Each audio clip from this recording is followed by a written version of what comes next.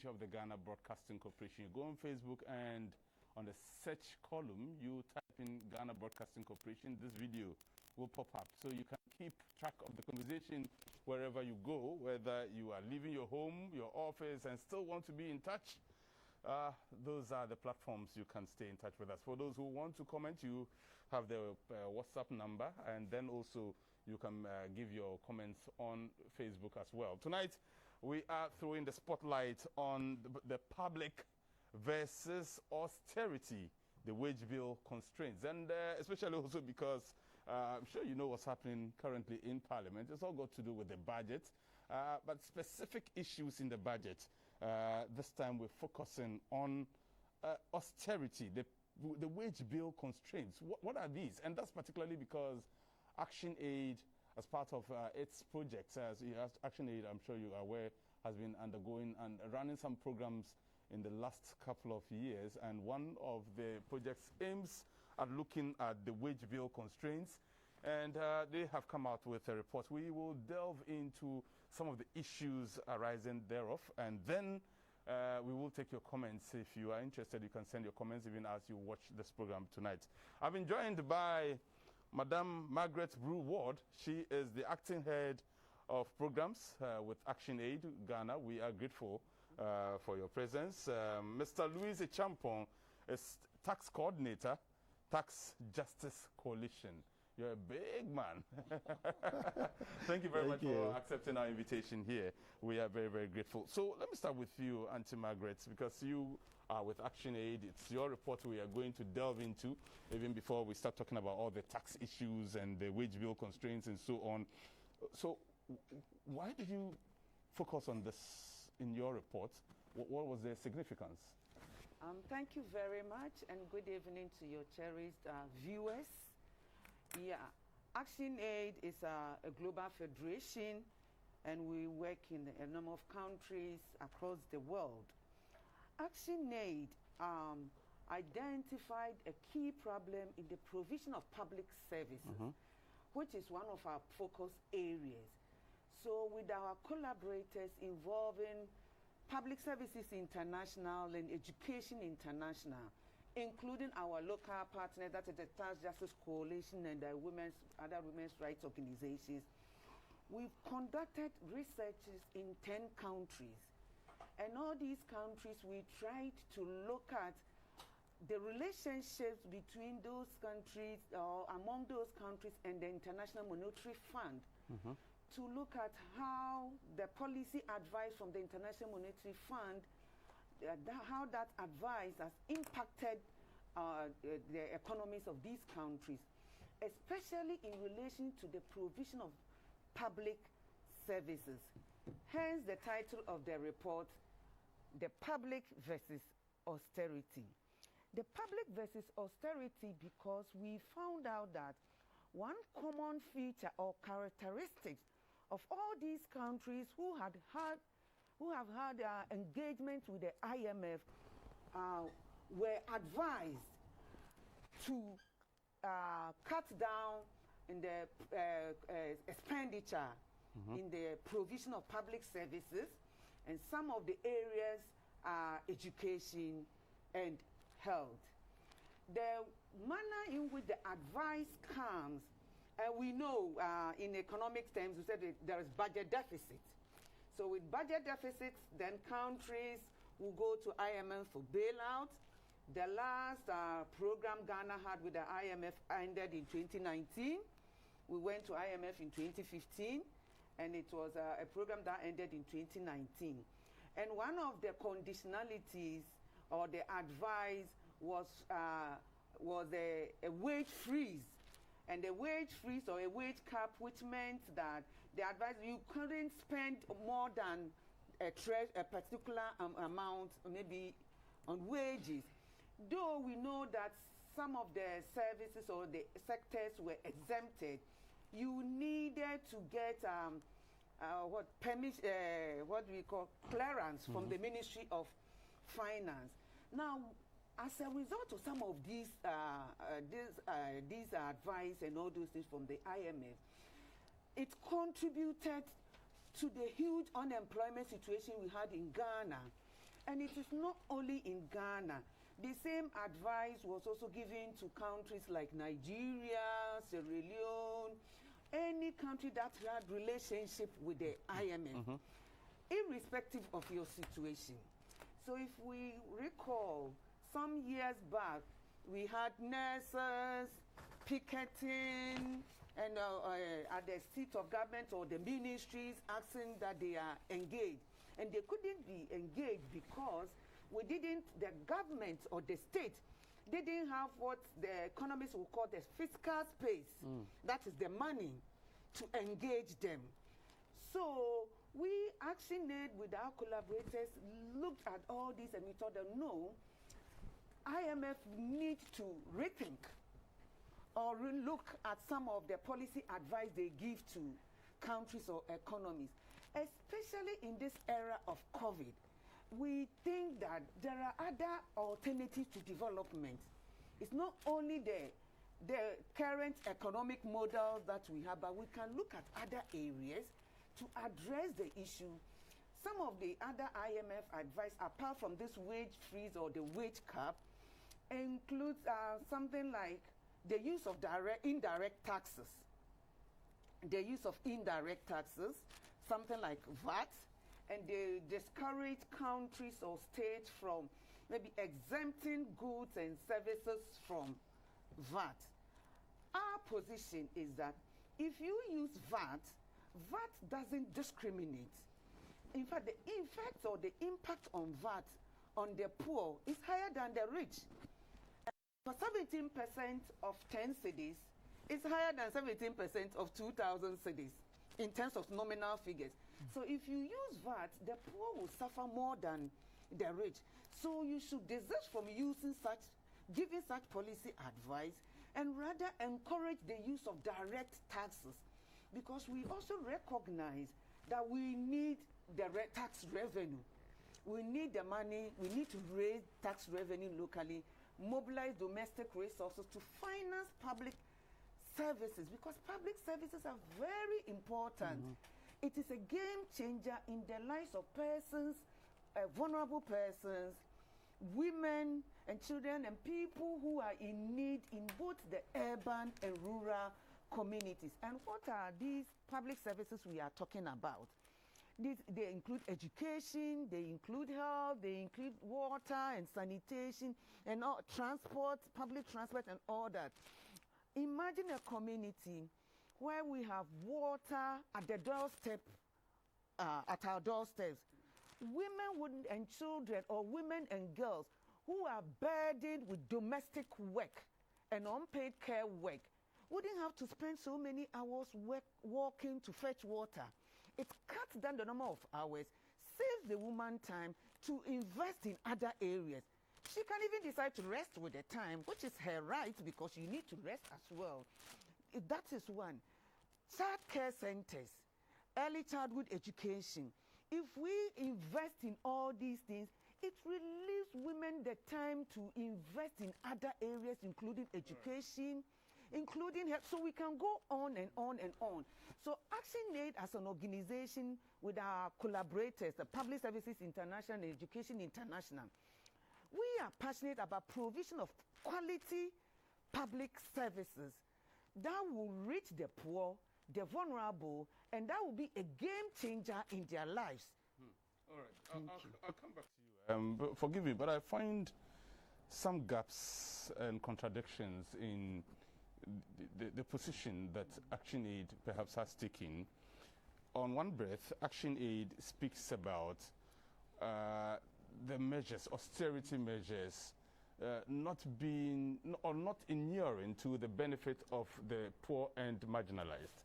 At the same breath, ActionAid is saying, look, government must provide quality health care, government must provide water, government must provide educational facilities, and so on. Government cannot do that in the absence of taxes. Maybe you have to explain to me later on when we get back to you how you fill that gap, because I find a contradiction there. But let me bring in the taxman at this point in time. Mr. Champon, so see, between 2015 perhaps and even to date, we are often told anytime the budget is read, that the figure hovers between 60 and 70% of internally generated revenue that goes into the payment of public service workers. Okay. Public service workers in this country do not form up to 20% of the entire workforce of this country. The population of this country is more than 30 million now, we are told. Public sector workers do not number up to 900,000. And yet, the majority of the money that we raise as a country is spent on these few people. Somehow, government has to raise revenue, and that should come in the form of other taxes other than direct taxes, because also in an economy where largely it's informal, people are not, the system is unable to track everybody to make them pay, you introduce something like VAT, so that those who are in the informal sector, he will buy water, he will buy milk, he will buy, and then somehow he will be paying taxes. Very good idea. Why are we saying that perhaps that is not inuring to the benefit of everybody? Okay. Right. Thank you very much. I think, yes, the issue of percentage of these public service workers vis-a-vis the total workforce in the country, and then also the public wage, the volume of it within the budget and the economic statements, is clear. Actually, if you look at compensations within the public budget, it is always the biggest. And then we always cry around it saying that it is too big, or as part of the total investments that government is making. But still, according to even this report, Ghana has one of the lowest compensations for its workers. Public workers, if you do the assessment across the globe. And if you look at the commitment that is going in, it's also high. So relatively to what we are producing and then the volumes of income that we are generating locally, the component that is going into compensation is high. But if you look at the rates at which that we are paying our officers, it's still not adequate. And is also not balanced in that sense. If you look at the masses of the public service, like the teachers, like the health workers, and others who form the bigger chunk of these public servants, they still have very limited, take homes if you compare to their same category in other African and other developed, countries. So we are still not there yet. But it is also important to raise enough domestic revenue so as we'll be able to honor the services that we are benefiting from our, public servants adequately. I was saying that there is some imbalance. If you look at the other class of public servants, like the members of parliament, and then those are the, director and then above positions, and then you compare their quantity, the numbers involved with respect to the number of persons employed in that sector, compared to the massive teachers and then health workers and others and the numbers, and you even disaggregate that data, you realize that the few, let's look at the 275 parliamentarians, for instance, as an example, compared to Ghana Education Service and then the teachers within the NAT or the NAGRAT, you will realize that the salary rates that are going to the few, which is the 275, compared to those, the same margin that is going to the masses of the teachers, is still not equal. Not equal in the sense that the few numbers of parliamentarians earn in an average much bigger than the hundreds and thousands of the same teachers that are public servants. So there is that inequality there. But it's also dependent on the responsibilities and then the risk that how the jobs are being evaluated in that sense. So that is a gap. But vis-a-vis this challenge, it is a must that the country or government raise enough revenue to be able to support the payment of these wages. Just so as to put the conversation in proper perspective and so to clear any doubt, you used parliamentarians, for example.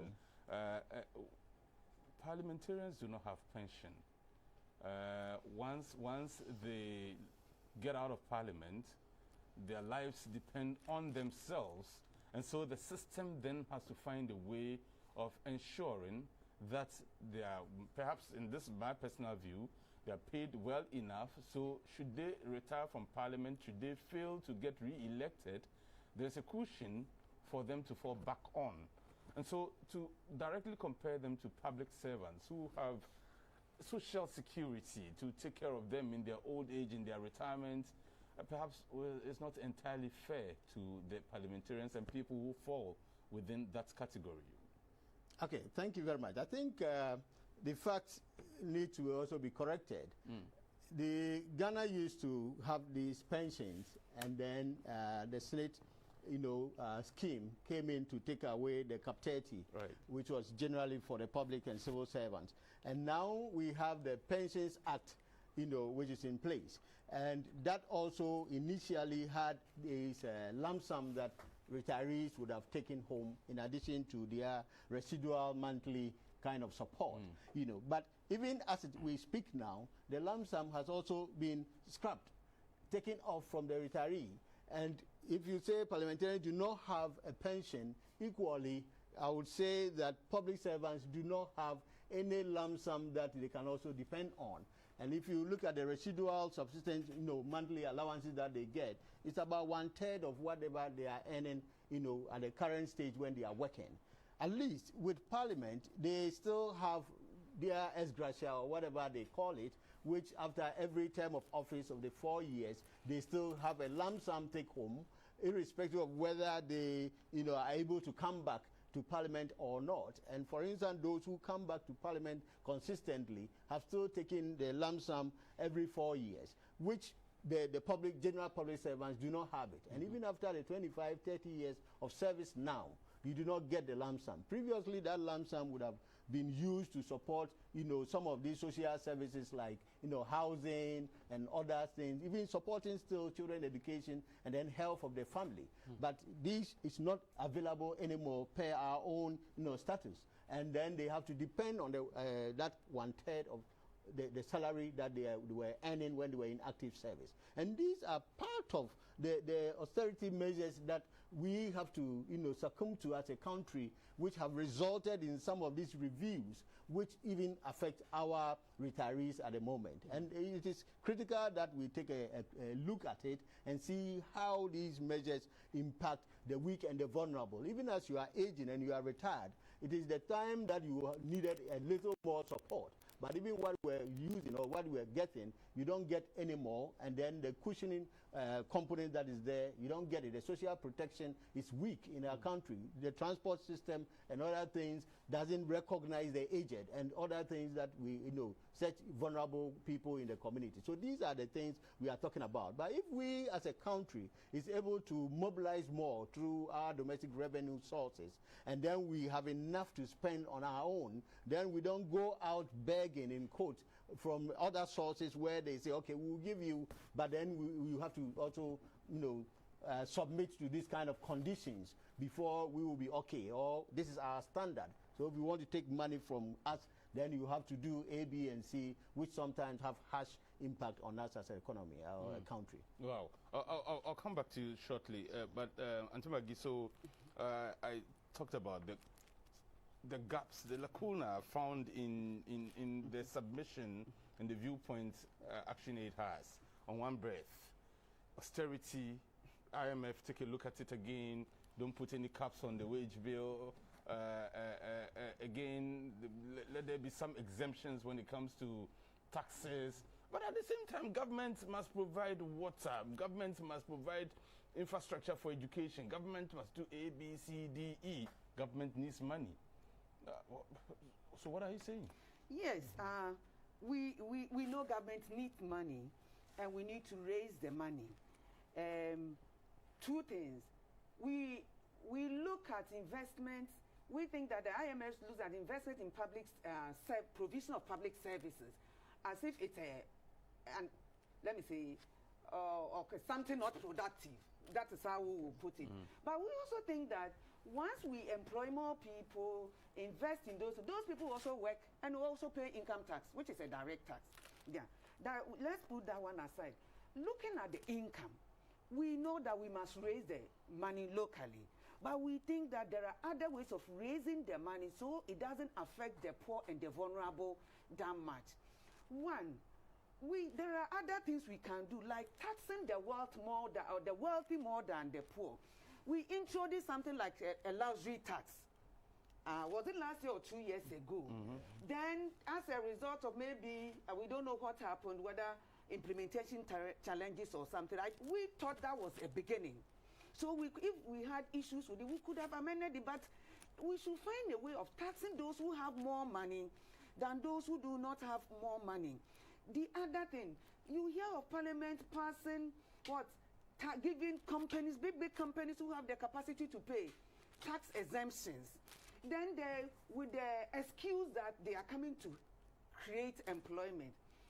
Have we done any analysis to find out how many employment or how many of our youth those companies have been able to engage? Sometimes we give all these millions and whatnot to companies, then at the end of the day, they leave. So these are monies we are losing, and they are directed. So we are happy that the Ministry of Finance and the Ghana Revenue Authority, I think they've worked together and they've put together a tax exemptions bill, which I think it's also in this year's, in the 2022 budget, and it's going to go to Parliament. So it is a step in the right direction, and so we hope that the right thing will be done. Apart from this, we should also look at the companies which are working in Ghana and the taxes they are paying. Are they paying the right taxes? So there are avenues we can use to raise the money locally. Go to the extractive sector. My brother Louis has done quite a bit of work in the extractive sector and can tell you the amount of money we are losing as a country in that area. So these are the things we are talking about, that we should recognize the fact that using indirect tax measures affect the poor more than the rich, and that we should find innovative ways of taxing the rich. We will be able to do it. And then the other thing is, I think sometimes we don't know some of the measures. Not that we don't know. I think we know as a country, but maybe due to one or two reasons, we are not able to take those steps. Because I am yet to know the exact reasons why we abolished that luxury vehicle tax. Okay, so just again, the luxury vehicle tax, the requirement, or the modus operandi was that the engine capacity of the cars was the determinant factor. Yes. Then it emerged that there were a lot of people who were using 3.5 capacity vehicles, 4.5 capacity vehicles, but these vehicles were 20-year-old vehicles, rickety pickups, and they'll go to the DVLA and they would have to pay more.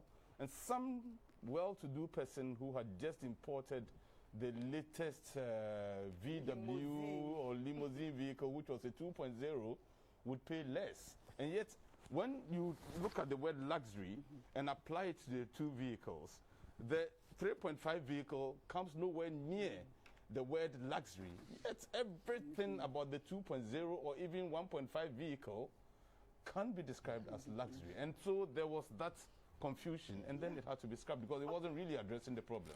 Yes, I agree. We know that it was an engine capacity, and maybe the engine capacity was not the right criteria to use, but we could have sat down to analyze, because we need to take more from the rich than from the poor, and the indirect taxes are hit, because if I earn 1 cedi and I buy pure water and I'm paying 1.00 or 0.1% cedi, and you also buy, you are paying the same, but then there are people who can pay more, and we are in this country.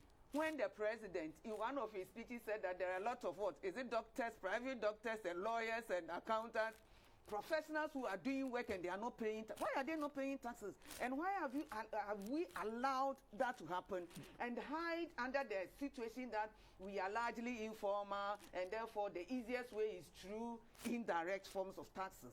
We should actually address the problem. We should put in place a system to compel people to pay the taxes directly. Then ActionAid must be excited, and before I bring in Luis again, ActionAid must be excited about the, first of all, digitization, and then secondly, the digitalization process the government has embarked on. All buildings are being identified with, numbers. Then you have Ghana card. And recently, even this afternoon, I met one of my HR officers who said, look, you have to come with your Ghana card so we can get your salary, confirmed every other month, and so on and so forth. You must be excited. For us to make progress as a nation, we need the data.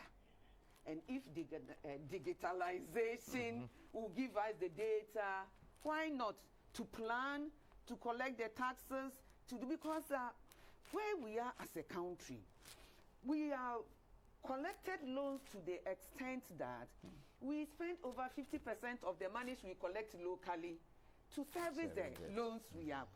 Yeah. So we don't have in my view, we shouldn't go out borrowing. We need to collect the money, get the money locally. And we think that getting the money locally means looking at other avenues for direct taxation, which Luis can explore more, so that we can take the money. The other thing you talked about, the public sector wage bill, Luis talked about it. It's unfortunate that the example only focused on members of parliament. But all the Article 71 office holders in the Constitution, every 4 years they set up a committee, and they are what? Their emoluments and benefits and everything is reviewed giving higher rates compared to the percentage that is given to the ordinary civil servant, isn't it? So what are we also doing as a nation if we don't have the money, the resources, and can give the ordinary civil servant 4% or the 5%? Why is it that when it comes to another category of persons who are also serving the nation, we are quick to give very attractive incentives and other things? So we are talking about it. Well, maybe going forward as a nation too, we should also have a big national conversation about all these category of persons. How do we take care of them vis-a-vis the resources in the country? Because we think that the loans are enough. As a country, we can raise the money locally, but raise it in such a way that we take more from the rich than from the poor. All right, if you just joined us, this is Moment Tonight. We'll take a break. When we return, I'll be reading out a message I just received from Mr. John Unko, and then I'll bring in Louise Champong into the picture. We'll be back after this break. By some of your appointments,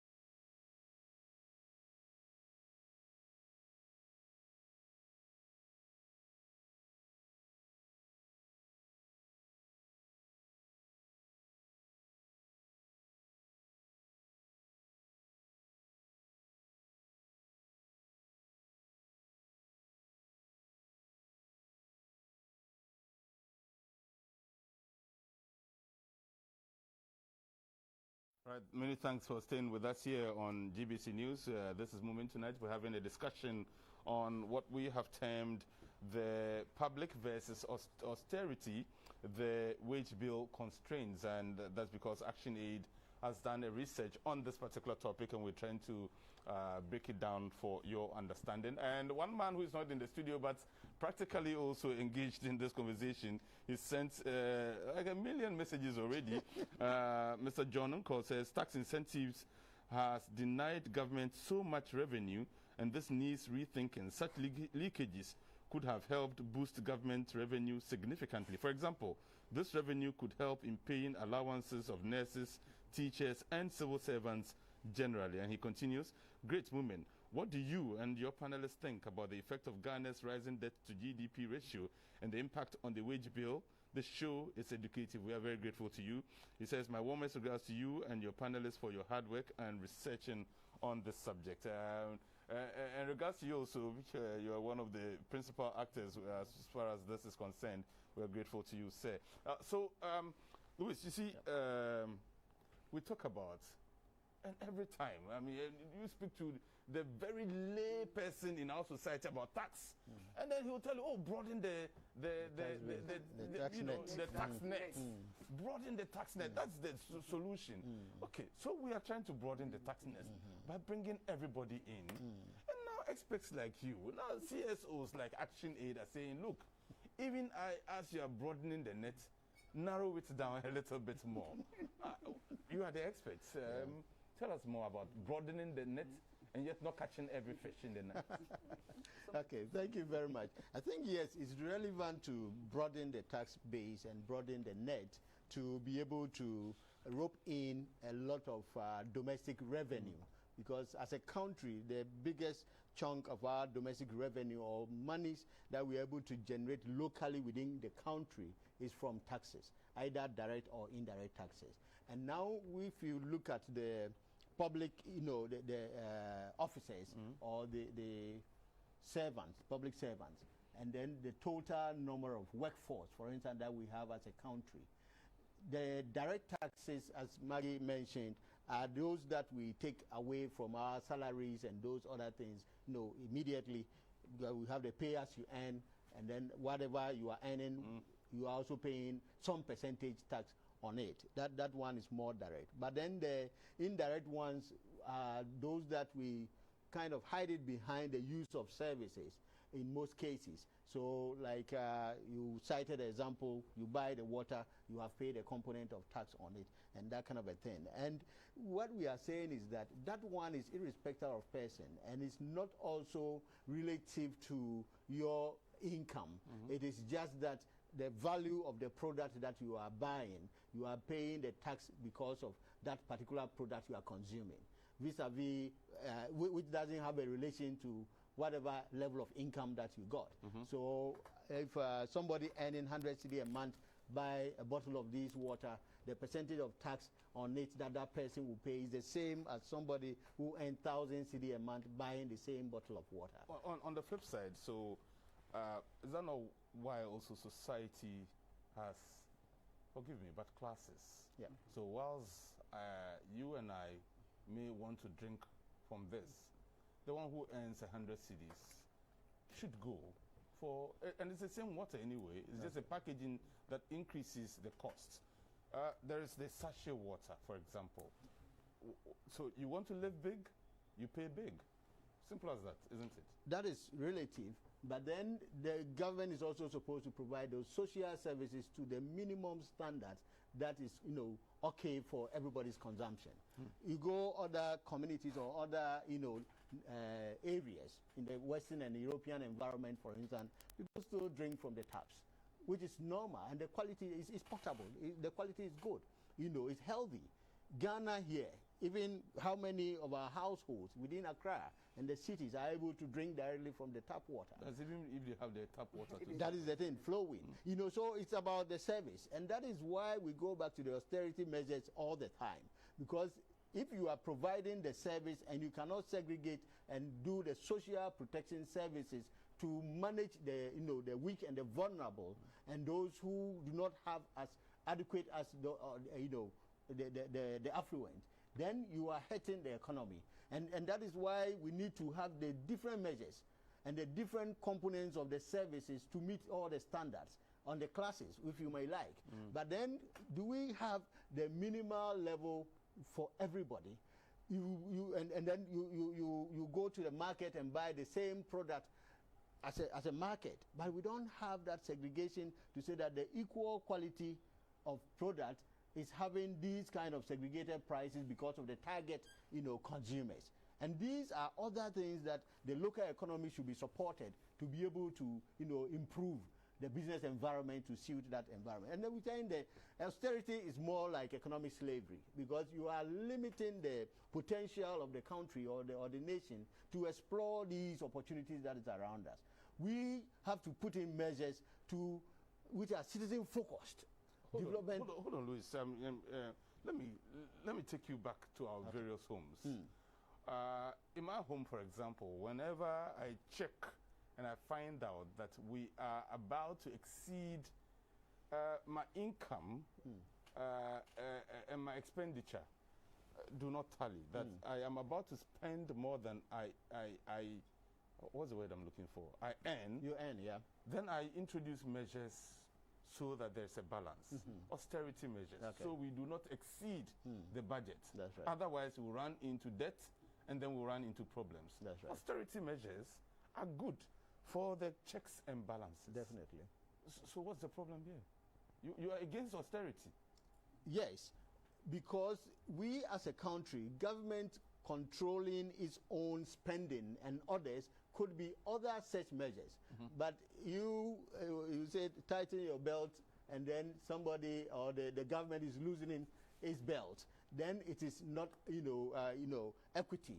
We have to ensure that we are doing exactly what will be helpful for us all as a country. Has the government debt or government expenditure been reduced or managed to make sure that we save some domestic revenue on that?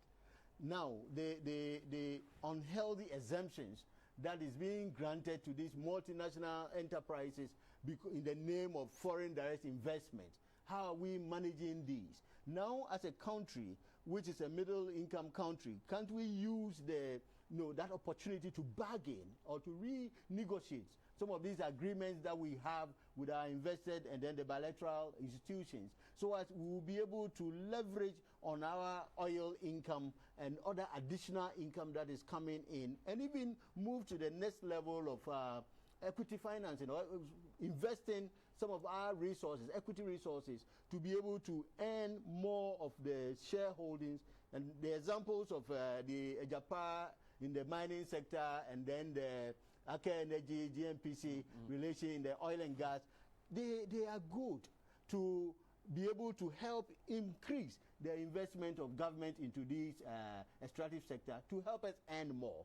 But then the how is also where we need to be cautious and make sure that we are not going into deals that are not beneficial in the long term to the national development as it is. That's why we are encouraging government to increase its effort into the investment into the business sector. Not to say that we are owning all the companies, but at least the equity component that we have.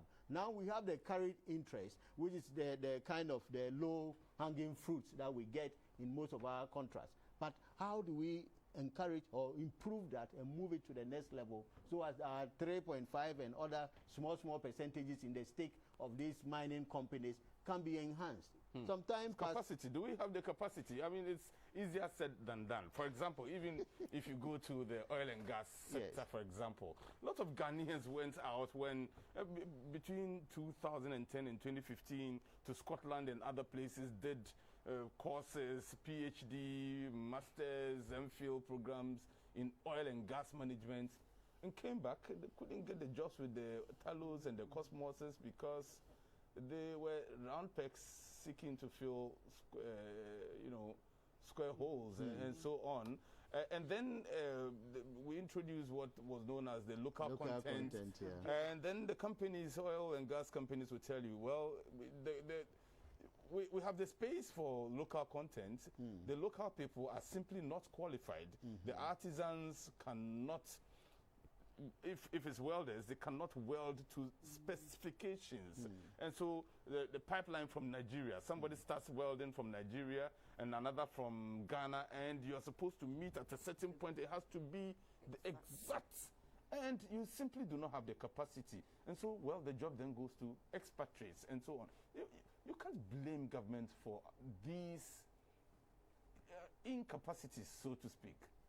Okay, so as a country, if we are serious in building our domestic revenue, then we have to also plan properly. That's why I was saying we have to have citizen focus or depend on the internal context to do our planning and then follow the execution of our plans, you know, not to bias it so much with the partisan political, you know, manifestos and others that take away the process that we need to go through. The oil and gas sector, for instance, I would say was overbloated in the sense that per platform, oil platform, for instance, the maximum staff is around 250 people that can work, you know, on such platforms. And if we go around getting these, and we have these levels, which we need to also strategize.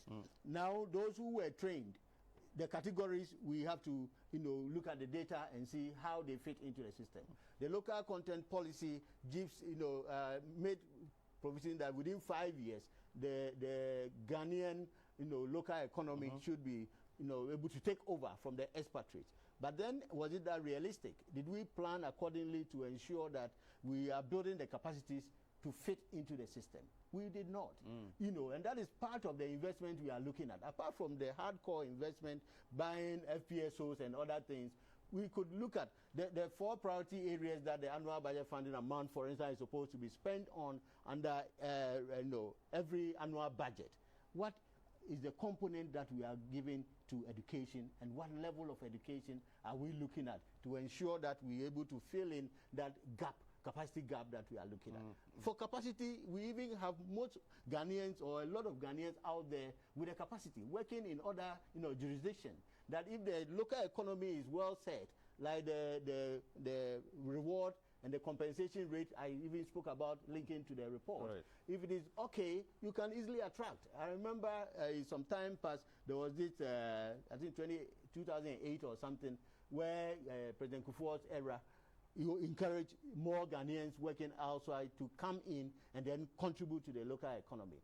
Professor Frimpong and others came around, and what have we been able to do with them? How have we been able to nurture that kind of capacity that was brought in to attract them and to make them okay to stay in and contribute as appropriate? So all these are potential measures that we have to put in place and ensure that the domestic revenue is enhanced.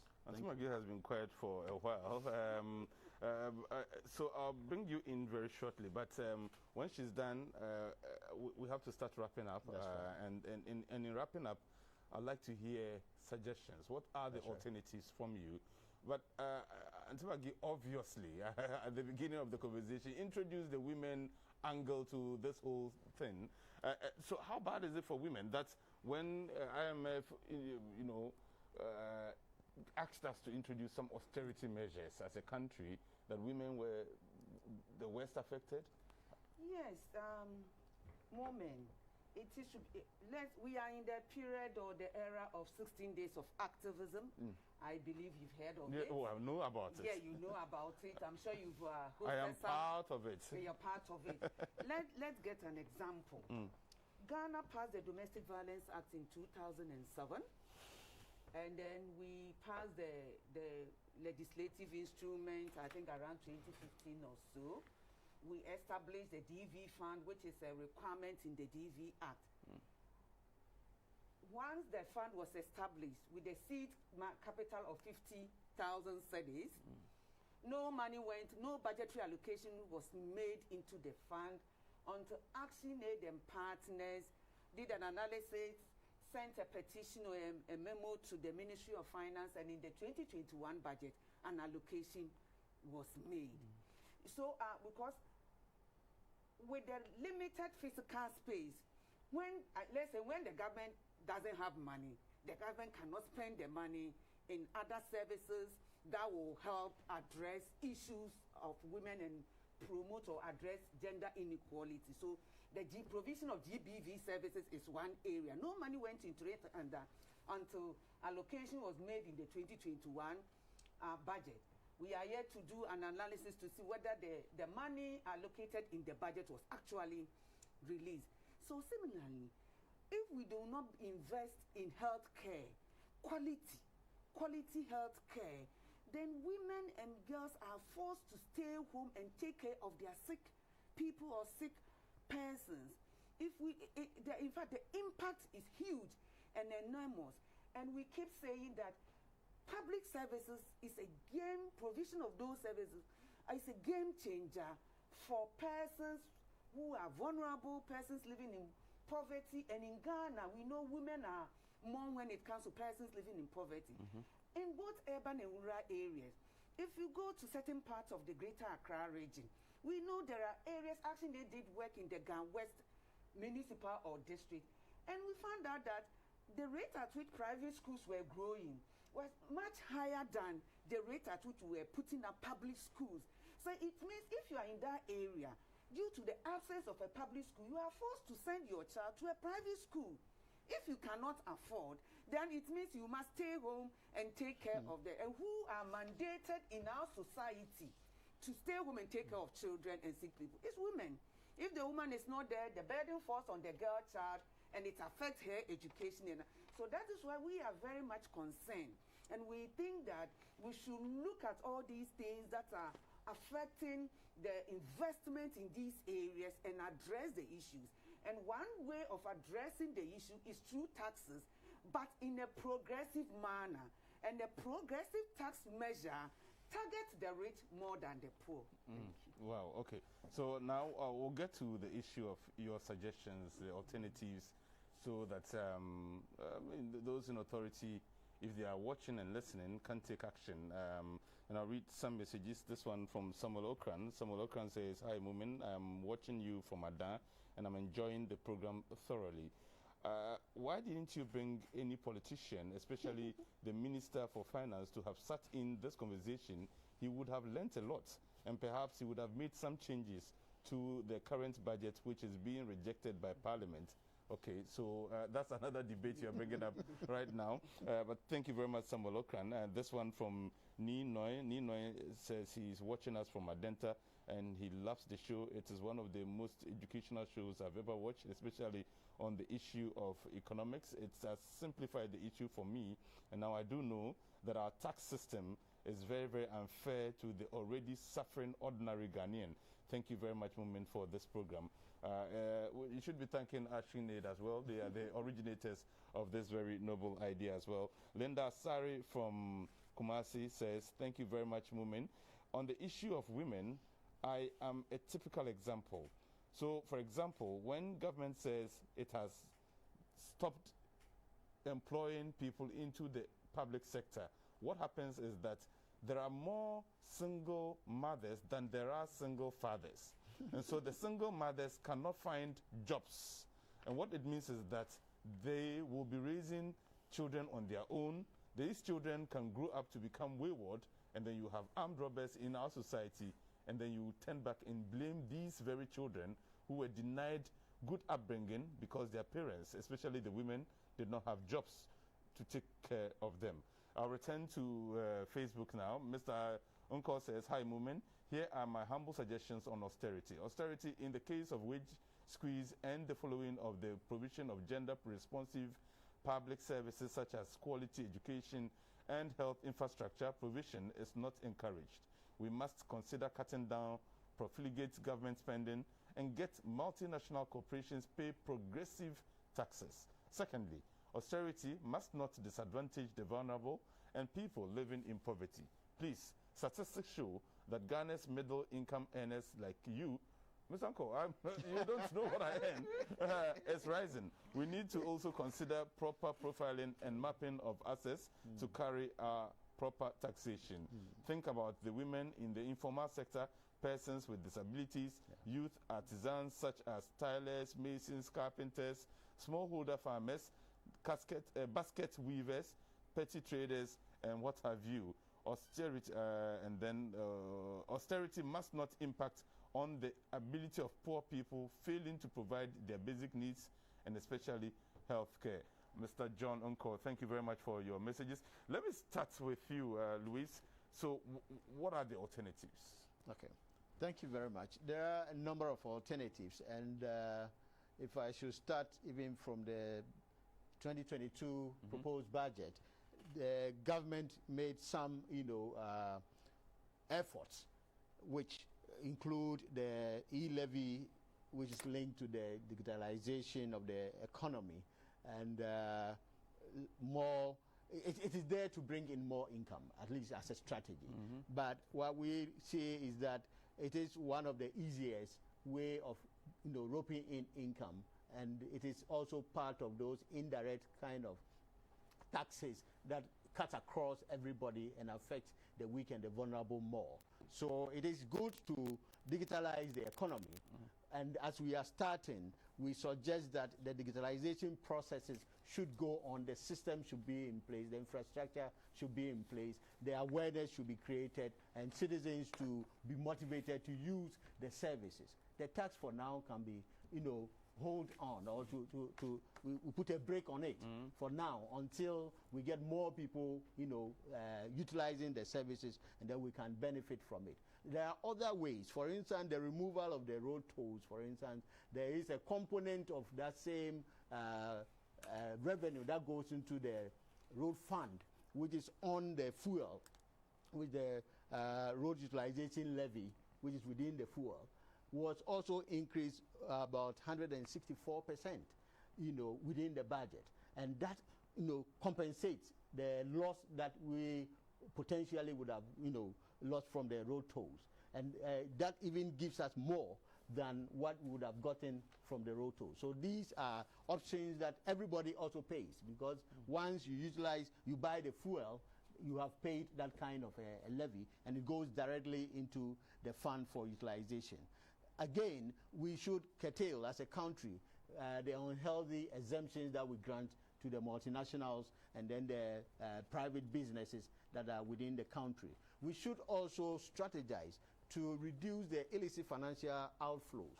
Illicit financial outflows are related to the gaps and the lacuna within our regulations, especially the laws and other things related to taxation and these other revenue generation that the multinationals take advantage of, and they're able to siphon a lot of generated funds from within into their source countries without paying anything on it. We need to strategize to also tax appropriately the high net worth individuals. We have quite a number of high net worth individuals increasing in Ghana. Even on social media, you see a lot of people portraying their wealth, and then individuals like those in the, not mostly in the media, but we have even, for instance, the faith-based organizational leadership, and then those in the art industry and others showcasing their wealth that we don't take advantage of, getting a little more from them. Again, we also need to use our middle income status to renegotiate some of these agreements and project contracts that we have, so as we don't overburden the country because of the attraction of foreign direct investment. At least the grounds have been well prepared that we could take advantage of. Again, we have a chunk of... You're wrapping up now. Yes, we have a chunk of women and then the men in agriculture. But we have not commercialized agriculture as a business adequately in the country. So those working there are more classified as informal subsistence. But we could commercialize it and make it more, attractive for the youth to go in, and then it will generate enough income, and then the taxes will be there. Domestic care work was mentioned by, Maggie, which is also a critical area that we need to professionalize, and then use that also as creating more jobs and opportunities for the weak and the vulnerable, for women, for young people, so as we will also broaden the tax net. Whilst all these jobs are being created, there is also related tax or income that the country can get out of that. The last one will be on the enforcement of these withholding tax processes, especially those that are within the rent and then the gifts and then the, all these areas that almost monies are going for free, because rent tax, for instance, we are not able to enforce it appropriately at the MMD, Municipal District Assembly levels. If we're able to do all this, we are able to, widen and then, expand the tax net. Thank you. And Tumagi, the last time we had a conversation, I accused you of talking so much. Louise has outdone you. But let's take your closing remarks. Okay, what are the thank suggestions? Thank you very much. In fact, it is clear that the provision of public service is an area that serves as an avenue of employment for women. You can see from the nurses that went on the picketing, most of them were females. So if you put a wage cap and you are not, it means you are also preventing women from getting access to employment. Louise has said a lot about the tax area and the tax measures. What I will say is that we need to think carefully as a nation and use tax as a redistributive measure to help the poor come out of their situation and change their lives. Apart from that, I will encourage all meaning Ghanaians, civil society organizations, NGOs, to join ActionAid, the Public Services International, Education International, to push back austerity anytime we see the IMF around us and in other countries, because austerity affects all of us.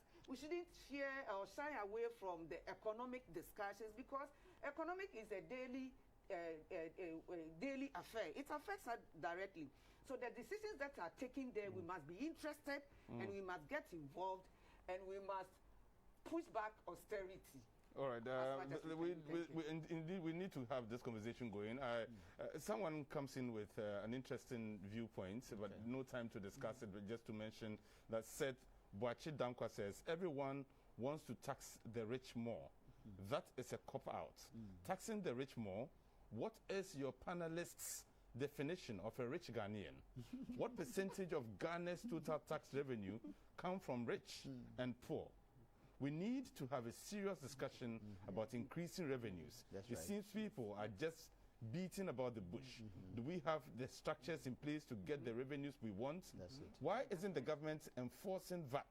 After all, with VAT, the government gets a portion when services are exchanged. Said Boachi Dankwa, deep thoughts. We are grateful for your messages. We will, in fact, this is an ongoing conversation. And Seth, I do promise you, we will look at this. And from your message, it appears that you have some knowledge to share with us. Please get in touch. Let's see how we can get you to come on board so you can share your ideas with us as well and with the rest of Ghana. Thank you very much for being a part of the show. I've been speaking with Margaret Brew Ward. She's the acting head of programs at ActionAid Ghana. We're so grateful to you, madam. Anytime you're on the show, we get a lot of positive reviews. Louise Champong, who's been trying to outdo Madam Margaret. He's a tax coordinator with the Tax Justice Coalition. Louise, we're very, very grateful to you as well. Your input has been massively appreciated, the education bit so much. Thank you for coming to open our eyes to all of these matters. And we do hope that, as we said, it's an ongoing conversation. And so every time you will be available for us to continue to educate Ghanaians. Thank you very much. We'll be back here with another edition of Momentum Night tomorrow. Have a very good night. The book launch. I have written a book and we are launching the book. It's on the Election Petition 2020, the story from the diary of a journalist called Abdulhai Mumin. Be there tomorrow at 6 p.m. at the national headquarters of the Assemblies of God. Have a very good night. Bye-bye. Okay, thank you. When the voices that matter speak,